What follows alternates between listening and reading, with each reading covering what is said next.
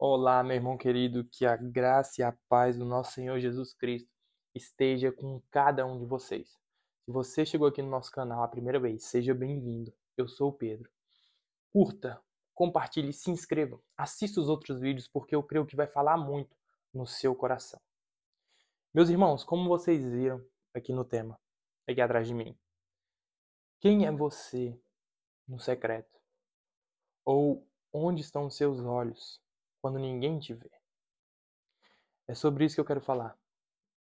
Os olhos de Acã esteve nos despojos de Jericó. Ele viu, cobiçou e tomou. Isso resultou na sua morte. Ou Eva, que simplesmente viu, tomou, cobiçou o fruto e também, como Acã, achou que ninguém estaria vendo. Logo em seguida, deu para Adão. Ambos foram expulsos do Éden. E aí deu início à origem, à entrada do pecado na humanidade. Ou o grande rei Davi, um homem segundo o coração de Deus, mas que em um momento deu uma escorregadela tremenda, adulterando com Batseba e assassinando o seu esposo, trazendo diversas consequências para a vida de Davi. Olha o que vai dizer em 1 Pedro 13 ao 16. Se você tiver com a sua Bíblia, abre ela aí comigo. Lá vai dizer o seguinte: portanto, cingindo os lombos da vossa mente, sede sóbrios e esperai até o fim, pela graça que foi sendo trazida na revelação de Jesus Cristo. Como filhos obedientes, não vos moldando às concupiscências anteriores da vossa ignorância ou da vossa vida, mas como é santo aquele que vos chamou, sede vós também santos, em toda a vossa maneira de viver, porque está escrito: sede santos, porque eu sou santo. A santidade ela é um desafio diário. Ela deve ser praticada diariamente. Muitas pessoas têm a definição de santidade de alguém sem pecados, alguém perfeito, mas não é bem assim. A definição de santidade ela significa separado, separado desse mundo, separado dessa maré que vem nos afastando a cada dia do Senhor. E entrando no título, novamente, eu ressalto a seguinte pergunta para você: quem é você quando ninguém vê? Mas em especial, quem é você fora da igreja e fora das suas rodas de amigos? Quem é você dentro do seu quarto? Quais sites você vai? Quem é você, jovem, na escola? Quem é você na faculdade? Quem é você na sua casa? Quem é você no seu trabalho? Qual o seu comportamento diante dos olhos dos homens? E nós podemos ter até um comportamento distinto em cada uma dessas ocasiões. Mas nós devemos lembrar que tem um ser, o nosso Deus, que ele está sempre observando e os seus olhos estão sobre toda a terra. Moisés, quando ele matou aquele egípcio, ele olhou para um lado, olhou para o outro e escondeu o corpo do egípcio depois de tê-lo matado, achando que ficaria ali. Mas de alguma forma, eu não sei como, aquele corpo foi descoberto. Sabe? Nós podemos esconder até os nossos pecados dos homens, mas nós devemos entender que aos olhos de Deus, jamais. Muita gente varre a sujeira para baixo do tapete, achando que vai ficar, sabe, por ali mesmo, escondido para sempre. E isso é um grande equívoco nosso. Eu separei alguns versículos que vão dizer sobre justamente os olhos do Senhor e como ele está em todos os lugares. Vamos ao primeiro? Olha o que diz em Hebreus 4:13. Lá vai dizer o seguinte: e não há criatura alguma que não se manifeste à sua vista. Porém, todas as coisas estão nuas e abertas aos olhos daquele a quem temos de prestar contas. Agora olha o que vai dizer em Jó 34:21. Lá vai dizer o seguinte: porque os seus olhos estão sobre os caminhos do homem, e ele vê todos os seus passos. Provérbios 5:21. Vamos dar um pulinho lá também? Lá vai dizer o seguinte: porque os caminhos de um homem estão diante dos olhos do Senhor, e ele pondera todas as suas saídas. Mais à frente, em Provérbios 15:3, vai dizer o seguinte: os olhos do Senhor estão em todo lugar, contemplando os maus e os bons. Nessas 4 passagens, nós ficamos cientes do tamanho, da grandeza do Senhor e como a sua onipresença se faz presente em todos os lugares, nos observando. Nós podemos achar que muito do que nós fazermos vai permanecer escondido. Algo que eu fiz há 10 anos atrás. Ninguém sabe. Eu tenho um negócio que eu fiz há não sei quanto tempo. Até hoje ninguém descobriu. Mas isso não é verdade. Vai chegar um dia que tudo isso que está oculto e que fizemos será trago à tona. Olha o que diz em 1 Timóteo 5, 24. Os pecados de alguns homens são manifestos antecipadamente, procedendo ao julgamento. Em alguns se manifestam depois. Nessa passagem de Timóteo, nós podemos ver que nem tudo aquilo que fizermos, nós fazemos, será exposto de imediato. Algumas coisas só serão reveladas no dia do juízo. Um dos motivos de eu imaginar isso é justamente porque Deus, ele espera, ele se mantém na expectativa de um arrependimento sincero e genuíno nosso. E sabe por que eu acho isso? Olha o que ele vai dizer em Apocalipse 2, 21 ao 23. Aqui é sobre as cartas para a igreja de Tiatira. Olha o que ele diz. Eu lhe dei tempo para se arrepender da sua fornicação, e ela não se arrependeu. Eis que vou julgá-la em uma cama, e aqueles que cometem adultério com ela em grande tribulação, a não ser que eles se arrependam dos seus atos. Eu matarei seus filhos com a morte, e todas as igrejas saberão que sou eu que esquadrinho os rins e os corações, e darei a cada um conforme a sua obra. No verso 21, o Senhor diz que antes de trazer o juízo, ele dá o tempo para que haja o arrependimento, um arrependimento sincero, sabe?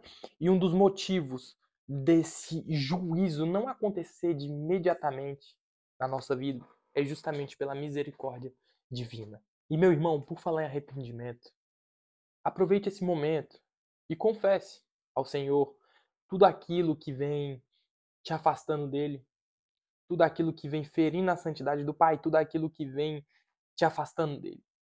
Faça agora uma autoanálise e veja, Senhor, o que eu estou fazendo? Aonde estão meus olhos?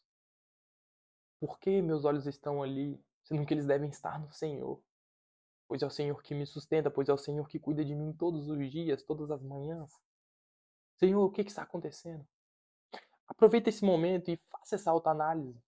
Meus irmãos, a nossa reputação, ela é algo que de fato é muito importante. Um bom nome, uma boa reputação, são de fato realmente muito importantes. Mas nós devemos lembrar também do nosso caráter. Eu só vi uma frase muito interessante de Thomas Paine. Olha o que ele diz. Reputação é o que os homens pensam de nós e caráter é o que Deus pensa de nós. Meu querido, a nossa reputação e o nosso caráter, eles devem estar 100% alinhados. Porque se isso não acontecer, nós seremos iguais ou até piores do que os fariseus daquela época. Da época de Jesus. Por quê? Jesus até exemplifica.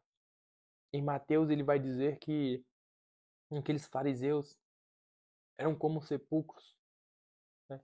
Bonitinhos, brancos por fora, mas por dentro eram podres, eram completamente podres.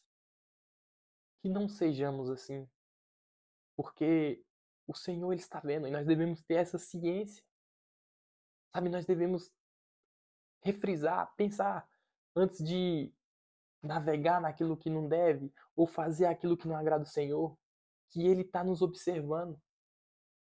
E mais cedo ou mais tarde, tudo será trago à tona. Nós vivemos numa geração, a nossa geração de crentes, ultimamente vem vivendo somente à base de promessas, de prosperidades, de coisas terrenas. E nós estamos esquecendo de olhar para o alto, de fixar em Jesus. Olha o que diz em Colossenses 3, do 1 ao 3. Então, se ressuscitaste com Cristo, buscais as coisas que são de cima, onde Cristo está assentado à direita de Deus. Afeiçoai-vos às coisas que são de cima e não às coisas que são da terra, porque já está morto, e a vossa vida está escondida com Cristo. Nós precisamos aprender, aqui como diz em Colossenses, a olhar para o alto. Os nossos olhos devem estar fixos no Senhor, independente da circunstância. Tem um exemplo muito interessante que é do garoto. O garoto, acho que vocês já viram, ele estava preocupado, pai, a equipe de louvor canta mal, o pessoal da banda é desafinado, a igreja é de tal cor, sabe, tá cheia de detalhes. Pai, eu quero sair da igreja. E o pai falou, filho, muito bem, pega um copo d'água e encha ele até quase transbordar. E eu quero que você dê uma volta com ele na igreja, sem deixar cair uma gota d'água. E aí você pode sair da igreja. E o pai falou, e o filho deu a volta, falou bem assim, pai, pronto. E ele falou bem assim, meu filho, você conseguiu. Mas você conseguiu prestar atenção no que a equipe de louvor estava fazendo? Falou, não. Você conseguiu prestar atenção no que o pessoal, a banda tava tocando? Falou bem assim, não. Você conseguiu prestar atenção nos detalhes da igreja? Falou, não. Ele falou bem assim, meu filho, é exatamente assim que nós devemos estar com Cristo, olhando para as coisas do alto, para as coisas de cima. Esse mundo, a cada dia que passa, ele está mais acelerado, com mais entretenimento, com mais coisa que nos afasta do Senhor. E se nós não fixarmos os nossos olhos no Senhor, nós vamos afundar, assim como Pedro afundou quando Jesus chamou para ter com ele nas águas. Pedro, não tire os olhos de mim. E Pedro prestou atenção na ventania, nas ondas e afundou.